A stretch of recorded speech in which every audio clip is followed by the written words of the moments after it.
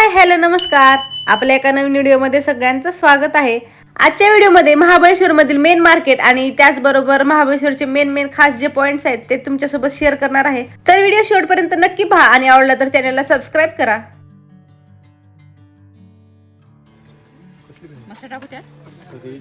मसाला आता या पॉइंटचं तर नाव माझ्या काही लक्षात नाहीये, पण इथं जर एखादी वस्तू आपण फेकली ना तर ती खाली न जाता वाऱ्याच्या दिशेने वरती येते असं म्हणतात. तर तोच प्रयोग आम्ही ते करून पाहतोय.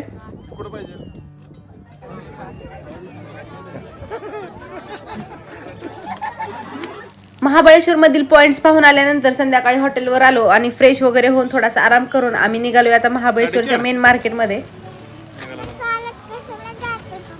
आपण मार्केटमध्ये फिरायला चाललोय.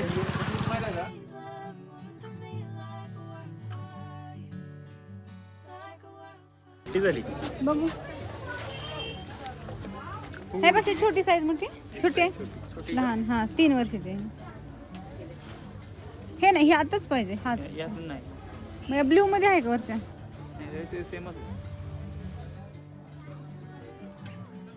या शॉपमध्ये ना खूप सुंदर सुंदर फ्लावर्स होते, त्याच्यासोबतच डेकोरेशनचं बाकीचं सामान पण होतं. आपल्याकडे जर गणपती किंवा लक्ष्मी असतील ना तर त्यांच्या डेकोरेशनसाठी इथे सगळ्या वस्तू अवेलेबल होत्या. पण याचे ना प्राईस खूप जास्त हाय होती आणि हे फ्रीज मॅग्नेट खूप छान होते तिथं.